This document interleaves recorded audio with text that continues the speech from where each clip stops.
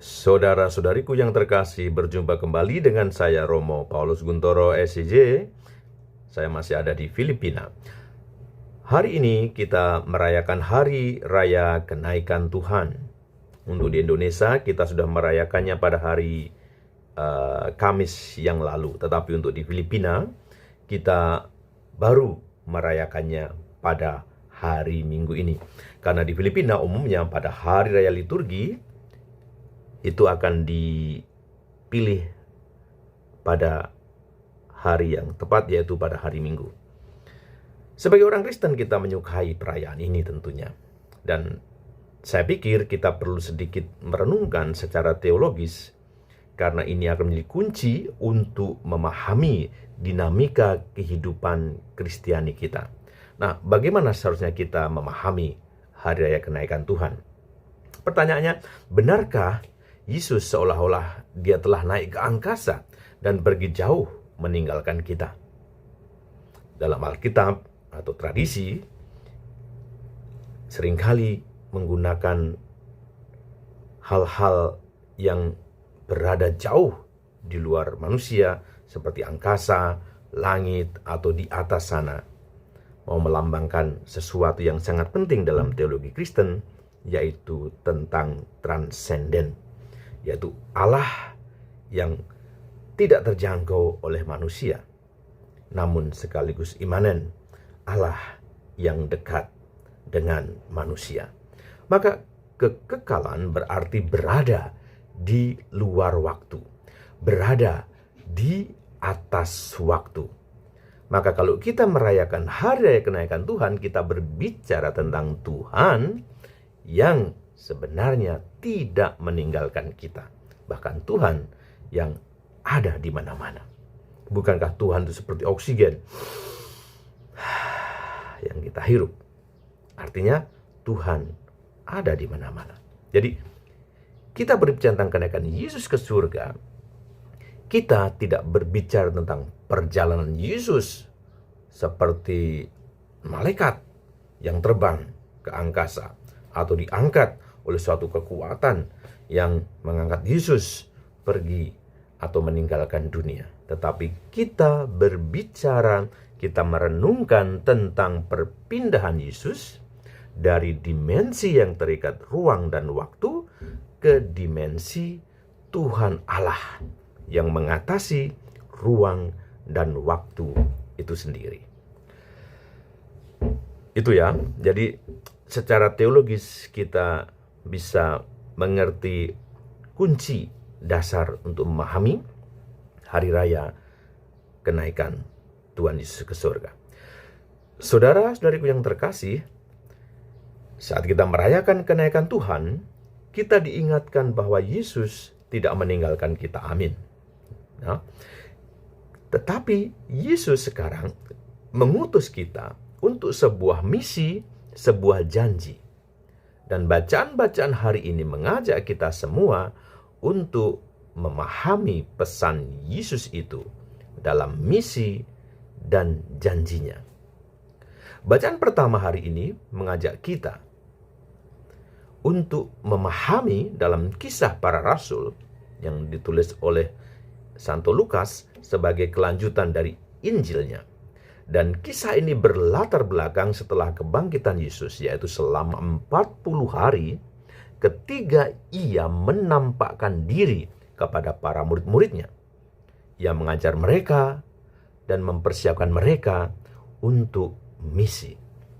Dan bagian ini juga menggambarkan kenaikan Yesus ketika Yesus akhirnya kembali kepada Bapa. Mau menandai apa? Mau menandai titik balik dari pelayanan Yesus di bumi ini menuju pelayanan Yesus yang akan diemban oleh gereja melalui Roh Kudus. Dan sebelum naik ke surga, Yesus memberi mereka instruksi penting, yaitu para murid harus menunggu Yesus di Yerusalem. Untuk apa?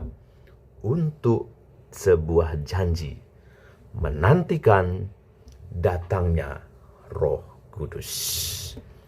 Tentu saja mereka sangat ingin tahu apakah ini adalah saatnya Tuhan untuk memulihkan Israel. Karena apa? Karena menunggu di Yerusalem.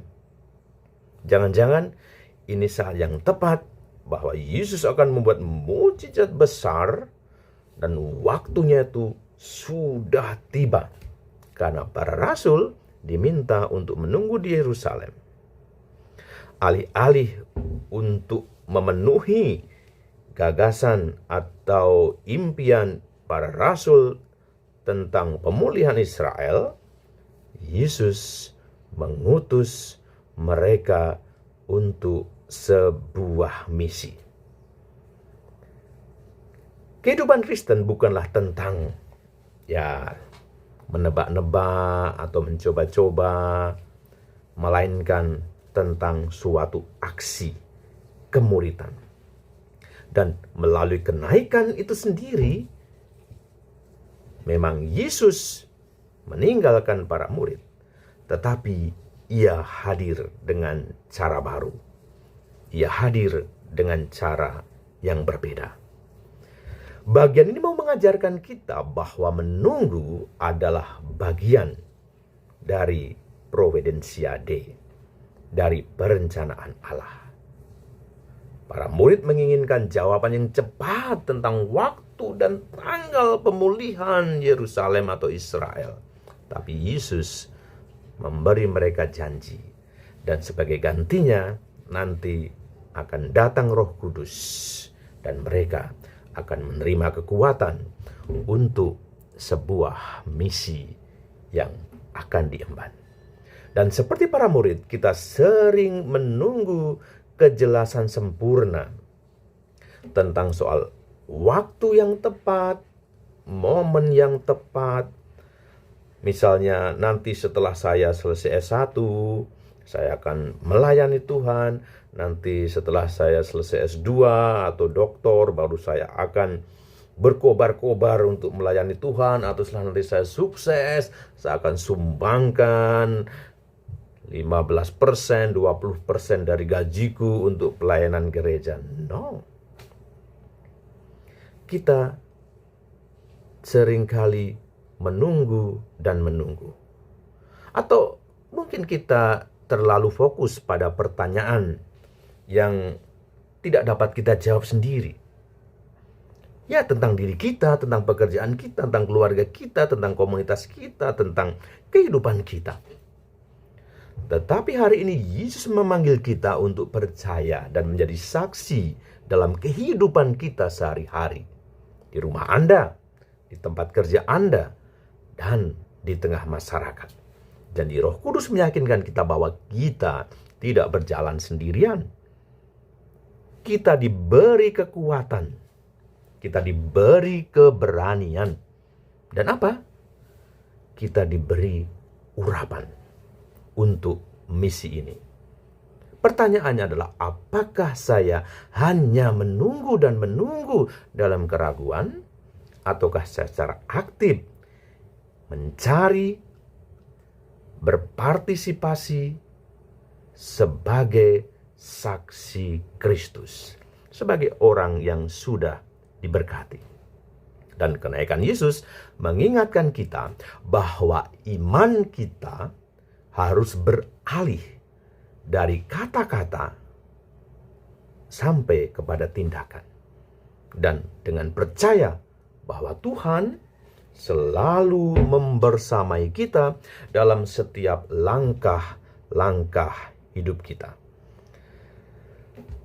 Bacaan kedua yang diambil dari surat Santo Paulus kepada jemaat di Efesus adalah doa di mana Santo Paulus memohon kepada Tuhan untuk memberkati orang-orang yang percaya. Ia tidak berdoa untuk kesuksesan atau kenyamanan, tetapi agar mereka benar-benar mengenal Tuhan Yesus. Dan bagian ini mengingatkan bahwa iman, sekali lagi saya katakan, bukan hanya tentang knowledge, information, tetapi tentang relasi, hubungan yang hidup, atau intimacy dengan Allah yang hidup.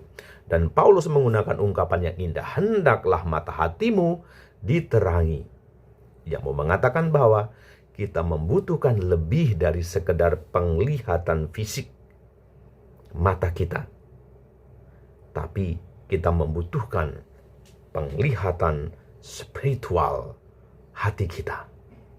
Dan seringkali kita hanya melihat masalah, ketakutan, atau keterbatasan kalau kita berbicara tentang misi, tentang perutusan, tentang tugas pelayanan. Tetapi dengan iman, kita mulai melihat bahwa di sana, dalam misi kita, ada harapan, ada goal, tujuan. Dan jangan lupa, ada kehadiran Tuhan dalam hidup kita. Saudara-saudariku yang terkasih, dengan cara yang sama dalam Injil hari ini yang diambil dari Matius, Yesus memberi murid-muridnya sebuah misi, bukan hanya untuk mengingat firman-Nya, tetapi sungguh-sungguh menghidupi dan membagikannya. Murid-murid bertemu Yesus di sebuah gunung di Galilea. Beberapa menyembahnya, tetapi dalam Injil dengan jujur mengatakan bahwa juga masih ada yang ragu bahwa itu sungguh Yesus. Dan bagi Yesus ini adalah normal. Antara iman dan keraguan seringkali hadir bersama. Namun Yesus tidak menolak para murid yang langsung atau tidak percaya secara langsung. Sebaliknya, ia mempercayakan mereka dengan misi yang besar. Dan itulah Anda, itulah kita, dan inilah gereja. Tuhan tidak menunggu orang-orang yang sempurna untuk bekerja di kebun anggurnya, tetapi Ia memanggil orang-orang biasa untuk sebuah misi yang luar biasa. Saudara yang terkasih, semoga hari raya kenaikan Tuhan Yesus ke surga sungguh menjadi inspiring bagi kita semua, bahwa Tuhan senantiasa tetap ada di tengah-tengah kita, namun dengan cara yang berbeda. Dan Ia akan tetap membersamai kita, khususnya dengan datangnya Roh Kudus yang sudah kita nantikan dalam novena Roh Kudus pada hari-hari ke depan ini. Tuhan memberkati perjalanan kita, perutusan kita, dan ingat, kita yang orang biasa ini dipanggil Tuhan untuk sebuah misi yang luar biasa. Amin, amin, amin. Doa dan berkat secara khusus saya berikan untuk Anda semua dalam nama Bapa dan Putra dan Roh Kudus. Amin. See you. Tuhan memberkati.